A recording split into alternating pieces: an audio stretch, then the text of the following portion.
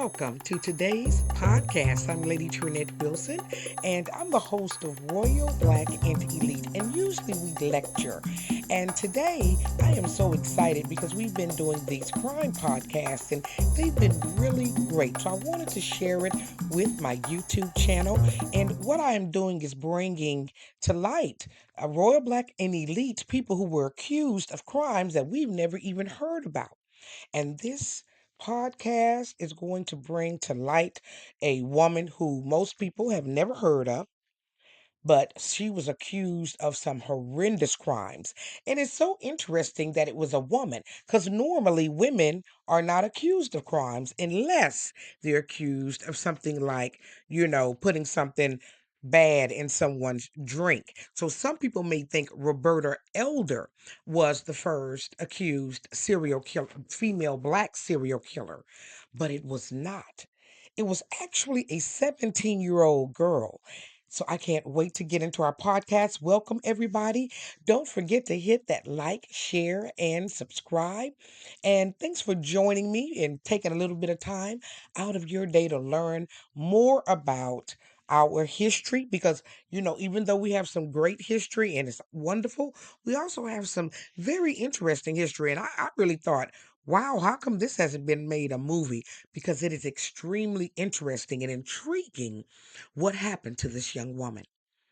So, in the early 1900s, there was something really weird going on in Louisiana and in some cities in Texas. You see, black families were being attacked with an axe in their beds while they slept. Now, not just one family or not just one family member, but the entire family. Now, we're looking at over 7 attacks. You're talking about 35 individual people or more over a 2 year time period, 1911 to 1912. The first recorded attack was on January the 24th, 1911, in Crowley, Louisiana. Then there was another one in Lafayette, Louisiana, and that was a month later. Then a month later, there was an attack in San Antonio. Then in November of 1911, there was an attack in Lafayette again. So these attacks were happening all over Louisiana, Lake Charles, Louisiana, in Texas, everywhere. Initially, rumors were that one particular family had something to do with these crimes. They were neighbors, so all these crimes happened close around this family's house. And the family was named the Barnabet family, and they were members of a cult, allegedly, called the Church of Sacrifice. Now, it sounds like it is. They believed in a whole lot of voodoo and other things. And so this family was supposedly involved in this. So the father, Raymond, got picked up originally for these crimes.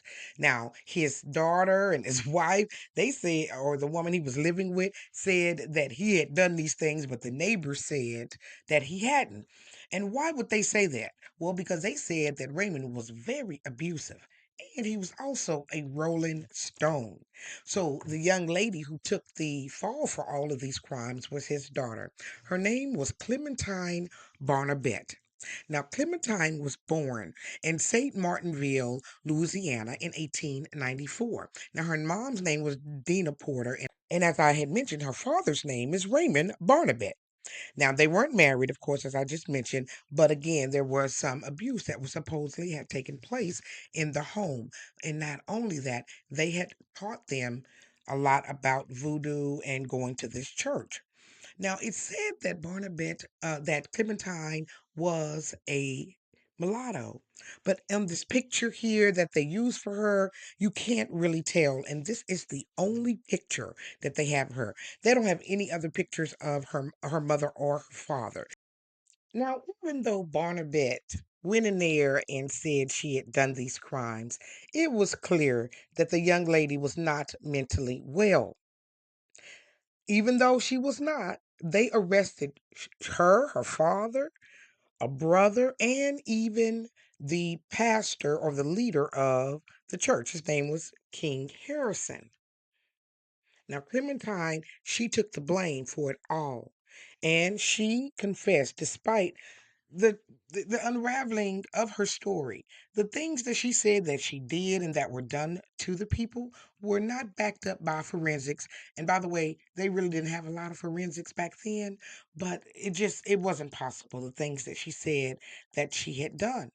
Not only that, it would have been very difficult for her to do this by herself. She was, after all, a 17-year-old girl. And that's why these other people were also taken into custody. Her father was tried in 1912, and he was found guilty and ordered to be unalived by rope. And during Barnabet's trial, she, again, was unwell. And the whole time she rocked back and forth, laughed out loud, and she sang gospel songs. So I think the whole family was kind of not all there, if you ask me. But again, this crime is hidden in history. We don't know anything about this.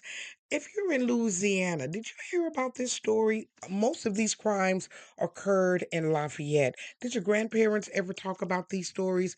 I just thought, wow, a girl of 17 years old who was black and found guilty. Now, back in those days, they didn't have juvenile crimes. So at 17, she was tried as an adult. Her trial began on October 21st, 1912, and they said she was sane, even though the doctor said she was morally depraved and unusually ignorant. But they tried her anyway in that condition. Her attorney said her confession was unreliable. But despite crimes still occurring, yes, that's right, even after her family members, herself, and the leaders of the church getting arrested, the crimes kept happening. Now, some say the crimes continued to happen because the members of the church continued to commit these crimes. And why were they committing these crimes? Because they said these people were bad and didn't believe in God. So they were, in their mind, cleaning up the world. Well, she was found guilty and she was convicted and sentenced to life in the clink. She wasn't going to stay, though. Even though she got convicted in 1912, by July 31st, 1913, she had escaped. She had run away from the prison. However, they caught her really quickly, so she went right back. Now, unexplainably, records indicate on August the 28th, 1923, when she was about 28 years old, so about 10 or 11 years later, they unexpectedly just released her. Now, released her is a very loose term because nobody ever saw her after that date. You see, they said they did a brain procedure on her that fixed her, that now she was good. Now, who did the surgery? Well, the prison doctor. His name was Sterling, and another inmate named Wyatt H. Ingram. Oh, by the way, neither of them were brain surgeons.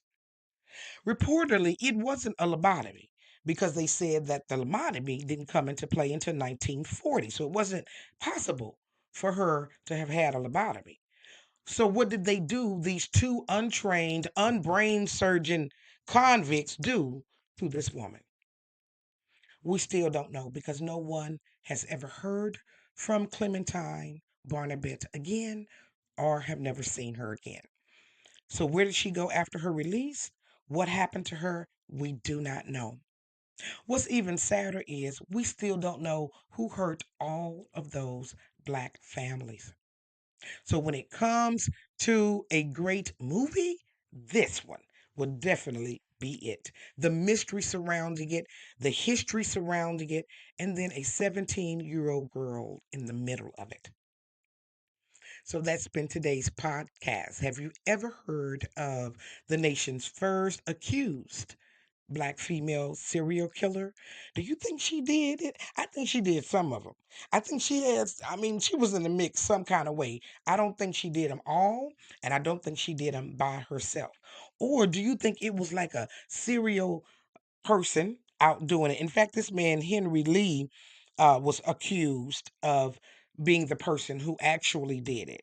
but there was never any proof that he had ties to all of these locations, to all of these people, just like it wasn't proof that the Barnabets were either. So I know I left you with a mystery, but I thought it was a great story to tell. Thank you for joining me for today's podcast and, going out on a limb with me and learning about something outside of what we normally talk about in business ownership and inventions and all of that. I also like to talk about this as well because I want to honor people's life for one thing, to bring things to light so that we know what's happening within our community and to see the many different dimensions of who we are as a people as well.